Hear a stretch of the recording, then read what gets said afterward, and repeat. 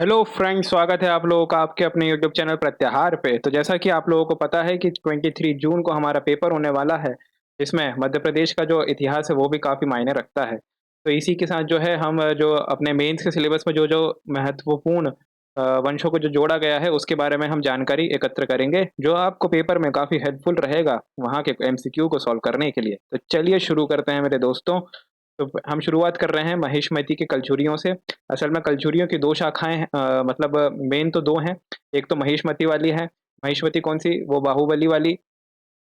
बाहुबली जय हो! वो वाले महिष्मती वाला है ये, ठीक है? और एक जो दूसरी महिष्मती की शाखा है जो हमारे लिए इम्पोर्टेंट रहेगी, वो होगी त्रिपुरी की शाखा। त्रिपुरी कौन-सा? ये वही त्रिपुरी है जहाँ पे 38 या 39 में हमारा कांग्रेस का अधिवेशन हुआ था और सुभाष चंद्र बोस उसके अध्यक्ष बने थे, ठीक है? तो चलिए शुरू करते हैं। कलचुरी वंश की शाखाएँ पहले हम देखेंगे कि कितनी शाखाएँ हमें देखने को मिलती हैं, ठीक है? 1 मिनट दोस्त थोड़ा वेट करिएगा। चलिए, शुरू करते हैं। तो पहले हैं महिष्मती के कलचुरी, फिर हम पढ़ेंगे विदर्भ के कलचुरी, कालिंजर के कलचुरी, त्रिपुरी के कलचुरी, सरयू पार के कलचुरी, दक्षिणी कौशल के कलचुरी और 7वें पे आते हैं कर्नाटक के कलचुरी, ठीक है? अब इनमें अगर आप देखोगे ना, तो इनमें जो हमारे लिए इम्पोर्टेंट है वो एक है महिष्मती के कलचुरी और दूसरे इम्पोर्टेंट है क त्रिपुरी के कलचुरी, इन्हीं के बारे में हम पढ़ेंगे।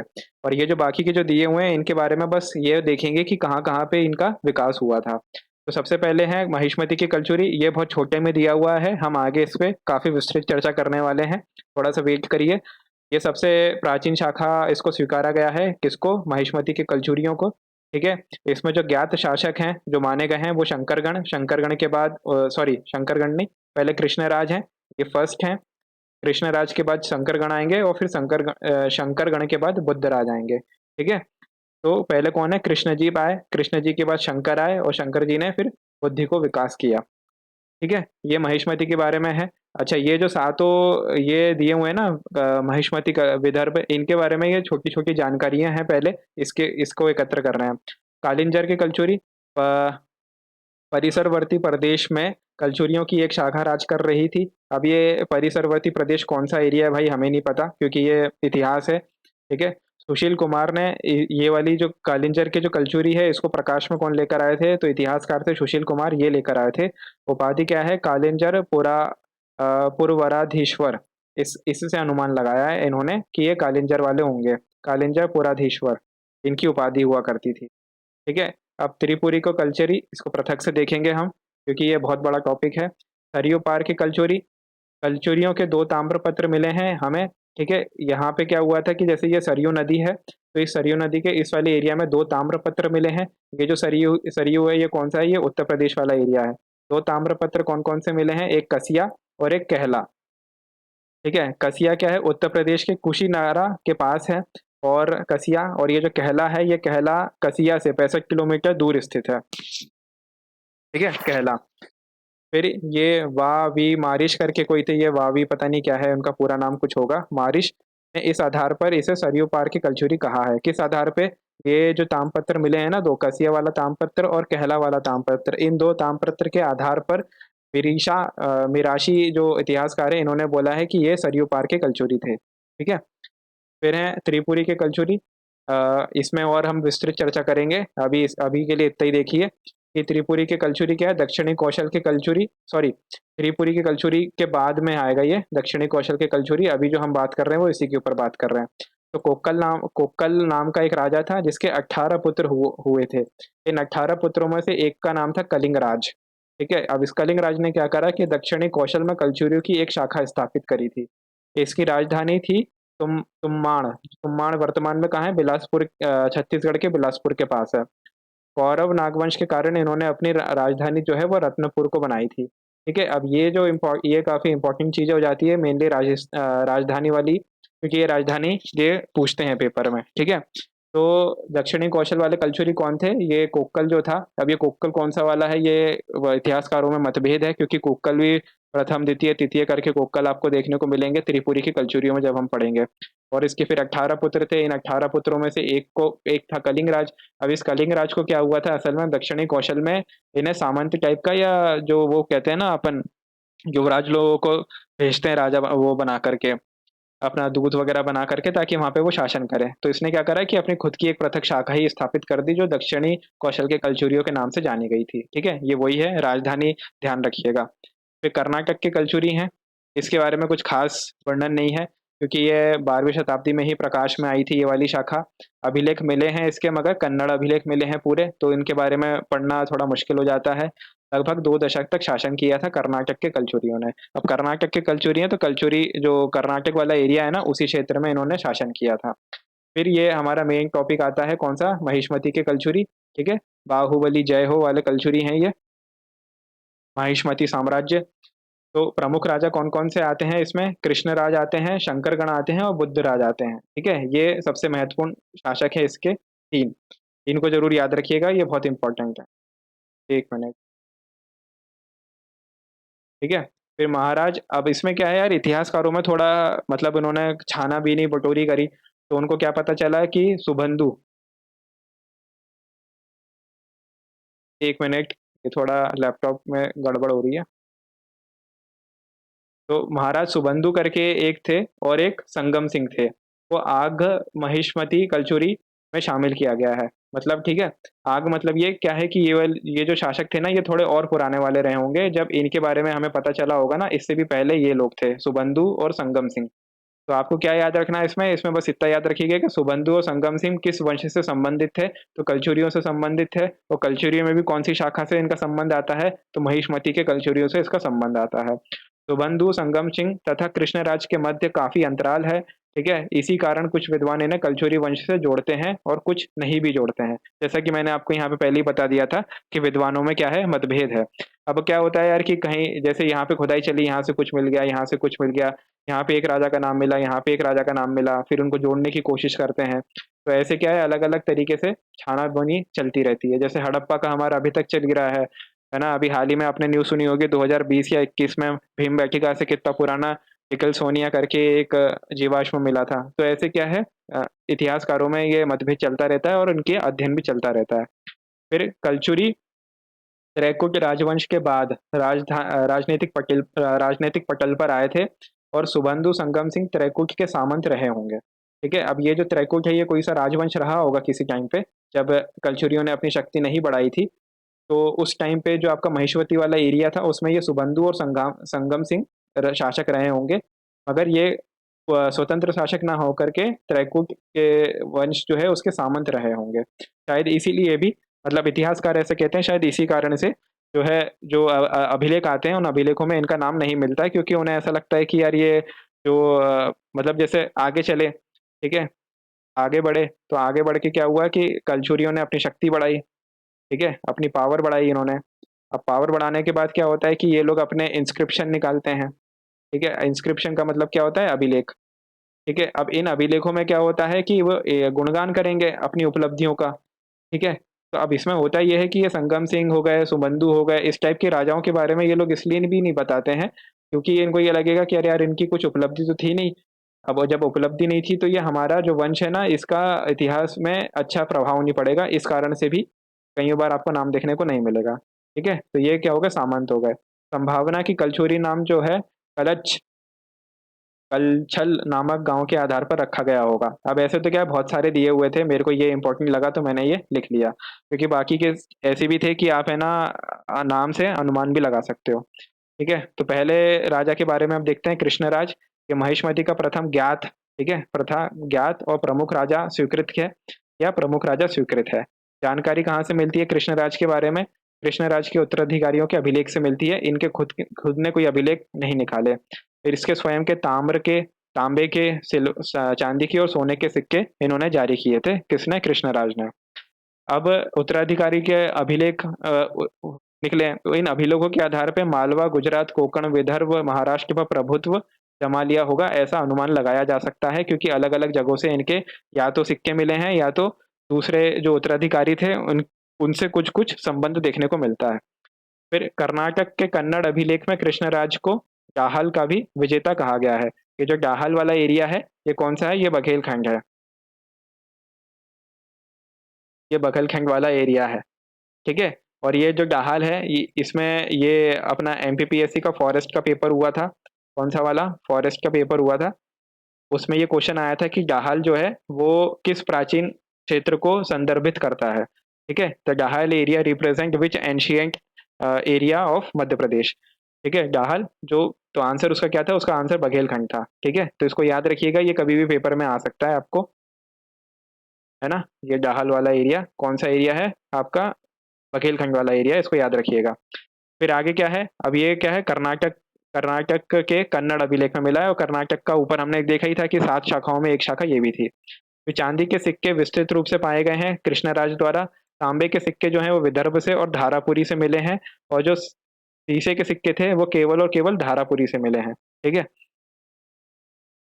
अब क्या है कि इसमें एक चीज ये भी है कि ये जो धारापुरी है ना, ये धारापुरी एलिफेंटा की गुफा है। इस एलिफेंटा की गुफा क्या है कि यहाँ पे ये पुर्तगाल आए थे। ठीक है, पुर्तगालों ने इस धारापुरी को नाम दिया क्या, एलिफेंटा, और एलिफेंटा का प्राचीन नाम क्या है, धारापुरी। ये जरूर याद रखिएगा, ये किसी भी पेपर में 100% आपको देखने को मिलेगा, एमपी के किसी भी पेपर में। ठीक है, फिर आते हैं हमारे शंकरगण। शंकरगण कौन कौन थे, ये कृष्ण राज्य के उत्तराधिकारी थे। काशी प्रसाद जायसवाल ने क्या आर्य मंजूश्री मूल कल्प, आपको देखा ही होगा आर्य मंजूश्री मूल कल्प, ये 2023 का जो हमारा प्री हुआ था, है ना, उसमें ये क्वेश्चन आया था कि आर्य मंजूश्री मूल कल्प किससे संबंधित है। तो आयोग ने इसके दो आंसर माने थे, एक आपका महायान माना था और एक वज्रयान माना था। ठीक है, अब इसमें क्या है कि इसमें गणेश शंकर का नाम दिया हुआ है, तो काशी प्रसाद जायसवाल ने बोला है कि ये जो गणेश गणशंकर है, ये गणशंकर कोई और नहीं बल्कि शंकर गण के नाम से ही है। ठीक है, फिर इनका जो संबंध है, इनका संबंध अप्रतिहत रथ चक्र का भ्रमण से संबंधित बताया जाता है, इसको ध्यान रखिएगा। ठीक है, अप्रतिहत रथ चक्र किससे संबंधित है, शंकर गण से संबंधित है। इनके दो ताम्र पत्र से महत्वपूर्ण जानकारियां मिलती हैं। ठीक है, दो ताम्र पत्र इनके कौन कौन से हैं, एक है आपका संखेड़ा से प्राप्त ताम्रपत्र, और दूसरा आभोण आ आभोण से प्राप्त ताम्रपत्र। तो संखेड़ा ताम्रपत्र में क्या है, इसमें निर्गुण पद्र विजय कटक से जारी किया गया था। ये, हाँ मतलब ये क्या है, ये संखेड़ा जो ताम्रपत्र है ये कहाँ से जारी किया था, ये निर्गुण पद्र विजय कटक से जारी किया गया था। और ये जो एरिया है ये कहाँ है, ये वर्तमान के गुजरात में स्थित है। ठीक है, इसका मतलब क्या हुआ, इससे आप ये अनुमान लगा सकते हो कि ये जो शंकरगण है इनका शासन जो है वो गुजरात वाले एरिया में भी था। पहली बात, है ना, गुजरात वाले एरिया में इनका शासन था। और सेकंड बात, इससे क्या पता चलती है कि ये यहाँ पे वॉर वगैरह के लिए आए होंगे ताकि अपनी स्थिति को मजबूत कर सकें। ये अनुमान राजा का अधिकांश समय राज्य विस्तार एवं साम्राज्य की जड़ें मजबूत करने में लगा होगा। ठीक है, इस संख्या जो ताम्रपत्र है इससे ऐसा अनुमान लगाया जाता है। दूसरा कौन सा है ताम्रपत्र, दूसरा है अभोण ताम्रपत्र। ठीक है, अब अभोण ताम्रपत्र,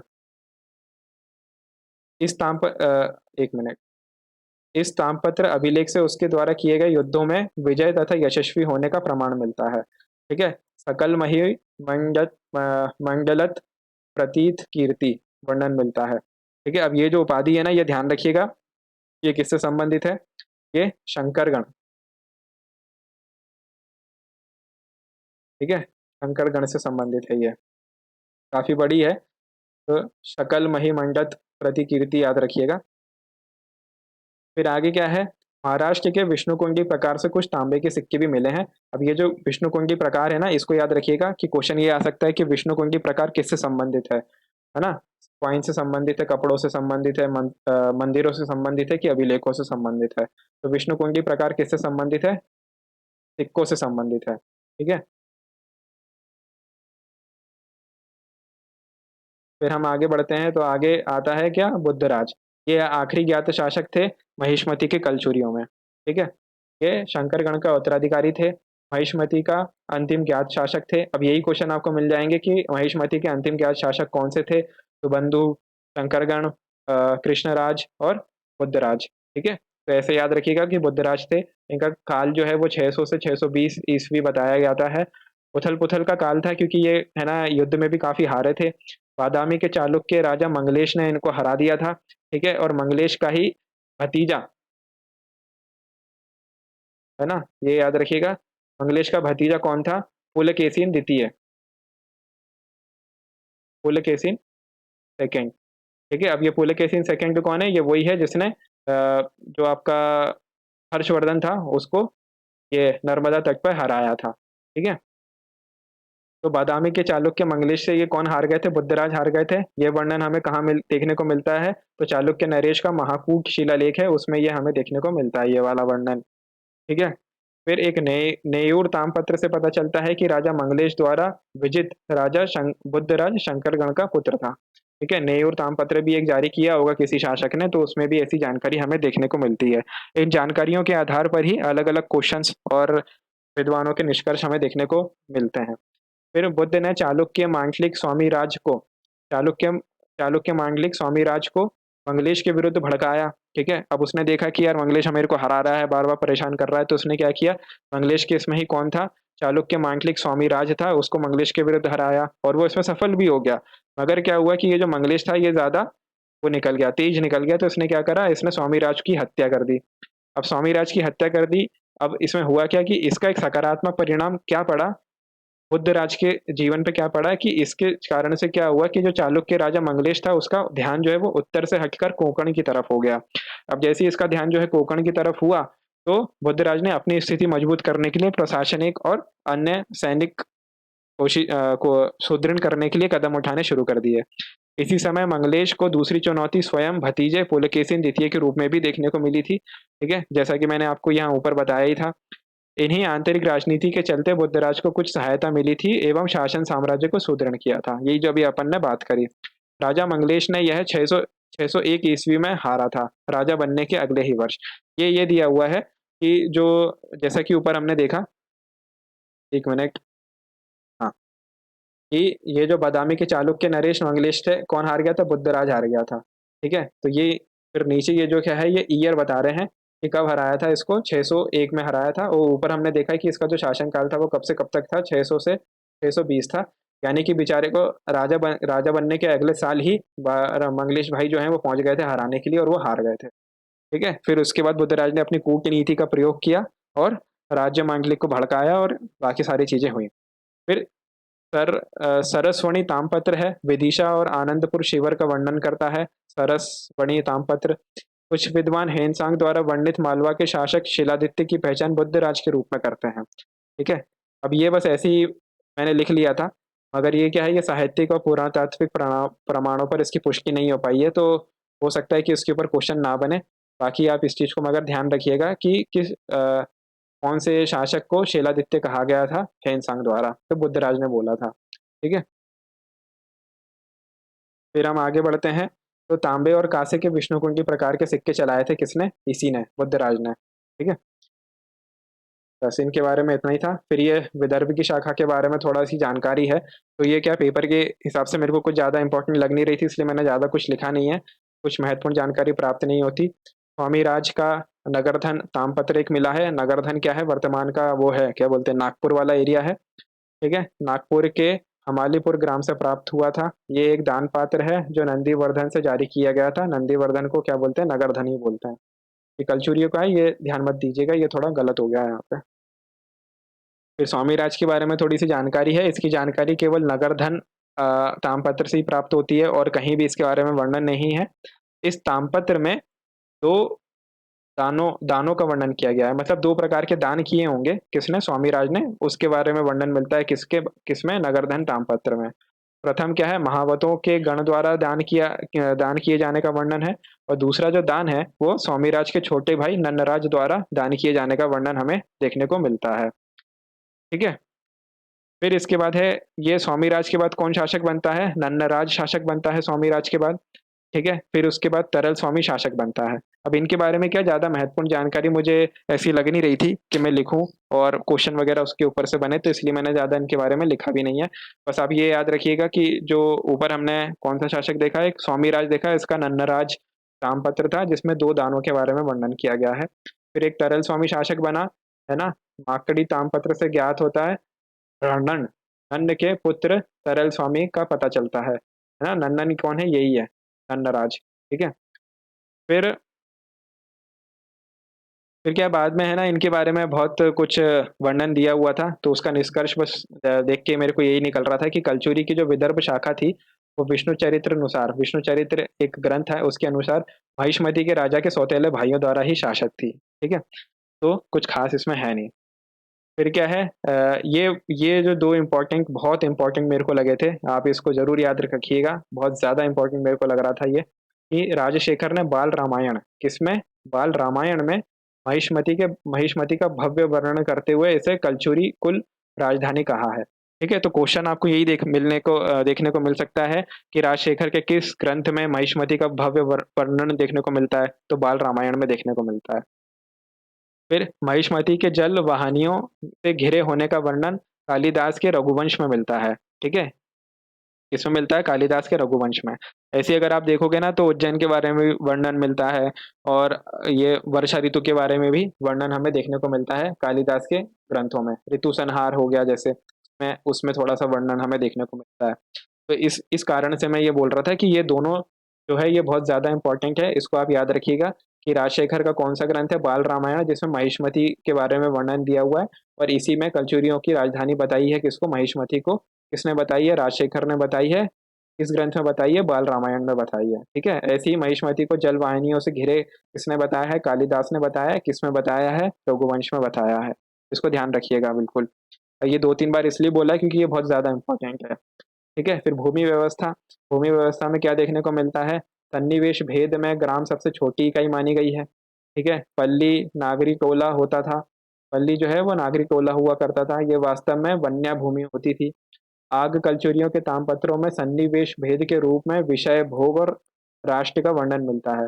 ठीक है, सन्निवेश के भेद में तीन चीजों का वर्णन मिलता है। अब उस टाइम पे क्या था, इसमें आगे ये भी लिखा हुआ था कि विषय, भोग और राष्ट्र को परिभाषित करना बहुत कठिन है। ठीक है, इनकी डेफिनेशन देना बहुत कठिन है, क्योंकि समय समय पर क्या होता था, इनके डेफिनेशन के जो प्रतिमान होते थे ना वो चेंज होते रहते थे। इसलिए इनके बारे में बता पाना बहुत कठिन है कि कौन सा विष होता था, कौन सा भोग होता था, और कौन सा आपका राष्ट्र होता था। ठीक है, प्रशासनिक व्यवस्था जो है वो अर्थशास्त्र जो है चाणक्य ने जो लिखी थी उसके सप्तांग सिद्धांत पर ही आधारित थी। ठीक है, सप्तांग सिद्धांत आप लोगों ने पढ़ा ही होगा, इसलिए मैंने ज्यादा इसमें कुछ लिखा नहीं है। राजा, अमात्य, राष्ट्र, कोश, मित्र, अरण्य और दंड। यहाँ पे दंड से मतलब सेना से है। ठीक है, न्याय व्यवस्था से नहीं है, यहाँ पे दंड का मतलब सेना से है। फिर जो नगर धन तामपत्र था, जो ऊपर हमने देखा था, किसका था, स्वामी राज का। एक में भूमिदान के संदर्भ में खेती नाप की जो इकाई है, उसकी खेती नाप की इकाई के रूप में निवर्तन का उल्लेख मिलता है। ठीक है, तो क्वेश्चन आपको ये भी देखने को मिल सकता है कि निवर्तन क्या है, तो निवर्तन क्या है, भूमि माप की एक इकाई है। ठीक है, इसको याद रखिएगा, किसमें मिलता है, नगरधन अभिलेख में। ये भी इंपॉर्टेंट है, इसको ध्यान रखिएगा बिल्कुल। फिर निवर्तन का वर्णन शंकर गण के आभोण तामपत्र में भी मिलता है। ठीक है, दो तामपत्र देखे थे हमने शंकर गण के। ठीक है, एक तो संखेड़ा था और एक आभोण था। संखेड़ा कहाँ से, इसने गुजरात से एक, गुजरात के एक शिविर से जारी किया था। ठीक है, और अम्भोड़ा में क्या है, शंकर गण का है, जिसमें निवर्तन जो है भूमि माप की इकाई के बारे में वर्णन मिलता है।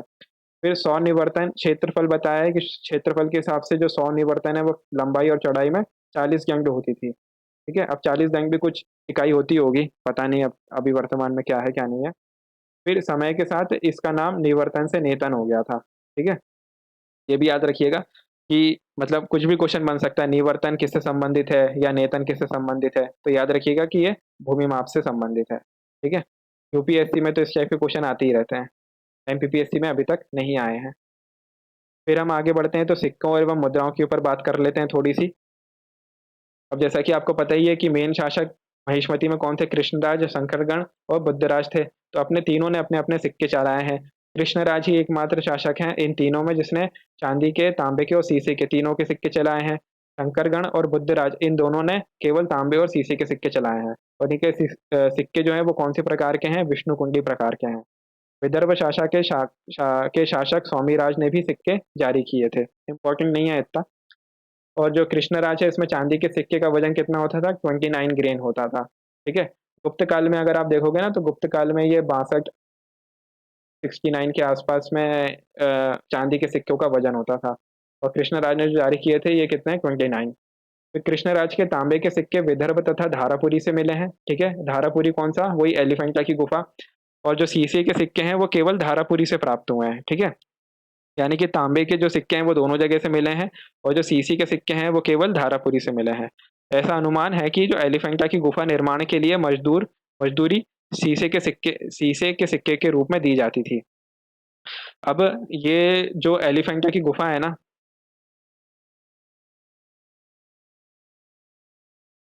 एलिफेंटा जो केव्स है, इसका इतिहासकार दो लोगों से जोड़ते हैं, एक तो राष्ट्रकूट शासक, ठीक है, और दूसरा ये कलचुरी, ठीक है। तो इन दोनों को ध्यान रखिएगा, मगर वरीयता अगर आप मुझसे पूछो तो वरीयता आप कलचुरी शासकों को देना, क्योंकि ये मध्य प्रदेश की किताब में ही इसके बारे में मैंने पढ़ा है और उसी में इसका वर्णन हमें देखने को मिला था, ठीक है। फिर आगे चलते हैं। जब उत्तर भारत में गुप्त और दक्कन के क्षेत्र में वाकाटक वंश की सत्ता का सूर्य अस्तांचल की ओर अग्रसर था, तब भारत के राजनीतिक क्षितिज में कलचुरी राजवंश एक विलक्षण प्रलय पुंज की भांति प्रकट हुआ तथा उक्त राजवंश द्वारा पोषित संस्कृत परंपराओं को अपने अंक में समेट लिया था कलचुरी वंश ने, ठीक है। अब धारापुरी एलिफेंटा गुफा के बारे में थोड़ा सा वर्णन है। ये गुफा कहाँ स्थित है? मुंबई में स्थित है। ये पुर्तगालियों को हाथी की एक बड़ी मूर्ति मिली थी, जिस कारण से इसका नाम एलिफेंटा पड़ा। पुर्तगालियों ने एलिफेंटा नाम दिया है और वास्तविक नाम क्या है इसका? धारापुरी। ये क्वेश्चन देख लेना बेटा, कहीं ना कहीं जरूर कहीं ना कहीं पेपर में जरूर मिलेगा, ये धारापुरी याद रखिएगा, ठीक है। मूल नाम या वास्तविक नाम ये धारापुरी है। और ये भी याद रखिएगा कि एलिफेंटा नाम किसने दिया? तो पुर्तगालियों ने दिया एलिफेंटा का नाम, ठीक है।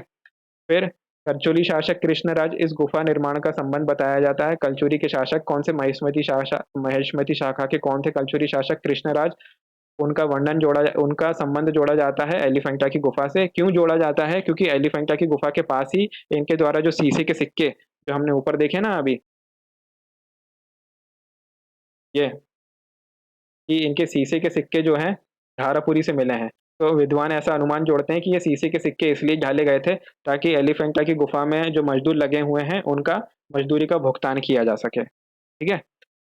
इस ऐसा इसलिए इस बात से अनुमान लगाया जाता है। फिर इस गुफा समूह की प्रमुख गुफा जो है वो एक है, ठीक है। ये इसकी भव्यता को प्रस्तुत करता है।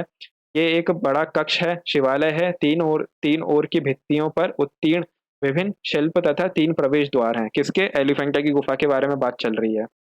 गुफा के जो स्तंभ हैं यानी कि कुशन या तोषण, शीर्ष तथा वर्गाकार ठिगने तनों के हैं जो तत्कालीन शैल वास्तु एलोरा आदि के अनुरूप है, ठीक है।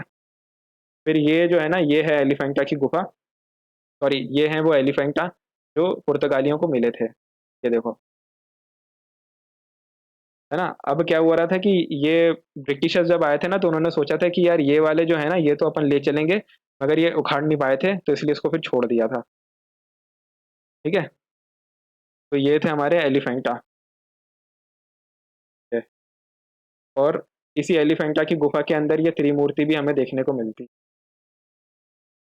है ना। मैं फोटो लगा ली थी ताकि आपको थोड़ा अच्छा लगे देखने में। ये अपने एलिफेंटा, ठीक है। तो गुफा के स्तंभ कुशन शीर्ष तथा वर्गाकार ठिगने तनों के हैं जो तत्कालीन शैल वास्तु यानी कि एलोरा गुफा के अनुरूप है।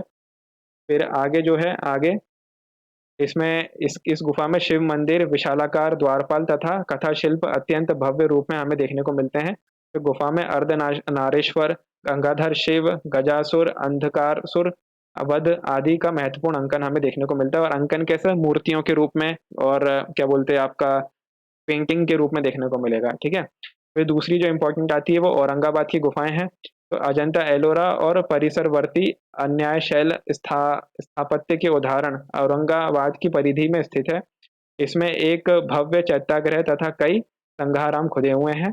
भगवान बुद्ध की प्रतिमा, अलोकेतेश्वर किन्नर तथा एक नृत्य समूह पट यहाँ की शिल्प समृद्धि की साक्षी है, ठीक है। फिर दूसरी जो गुफा इंपॉर्टेंट है वो एलोरा की गुफा है। इसी कड़ी में एलोरा की गुफा का समावेशन होता है।